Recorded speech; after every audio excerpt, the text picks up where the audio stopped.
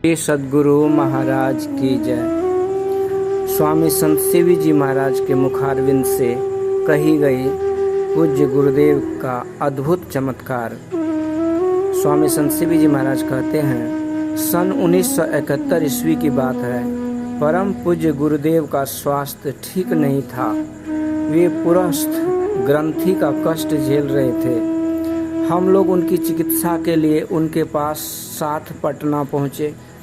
वहाँ के ख्याति प्राप्त डॉक्टर श्री नंदलाल मोदी और उनकी धर्म पत्नी के हृदय में पूज्य गुरुदेव के प्रति बड़ी श्रद्धा भक्ति थी। उन लोगों ने अपने निवास पर हम लोगों के ठहरने की समुचित व्यवस्था की। गुरुदेव की स्थिति पर कई डॉक्टरों ने आपस में विचार विमर्श किया।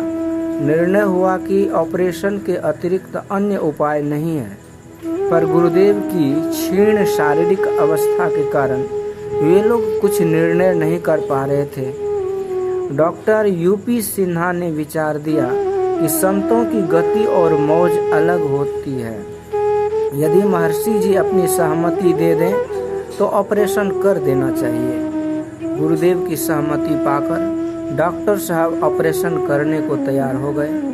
गुरुदेव की इच्छा अनुसार उन्हें बेहोशी की दवाई नहीं दी गई, पर योग शक्ति से उन्होंने अपनी शारीरिक अवस्था ऐसी बना ली जैसे कि बेहोशी की दवाई देने पर होती है। ऑपरेशन प्रारंभ होने के बाद उनका शरीर निष्प्राण हो गया।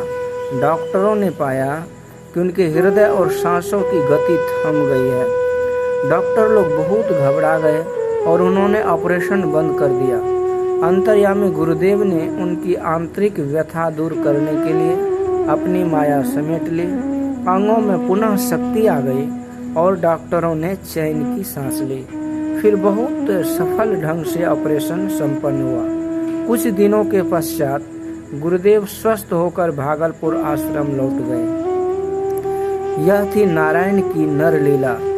जिस प्रकार स्वामी राम तीर्थ जब जापान गए हुए थे तो बड़े बड़े डॉक्टर, साइंटिस्ट, वैज्ञानिकों के सामने के लिए अपने शरीर इंद्रियों से अपने चेतनात्मा को अलग कर लिए थे, तो सारे साइंटिस्ट और वैज्ञानिक डॉक्टर सब कंफ्यूज हो गए थे।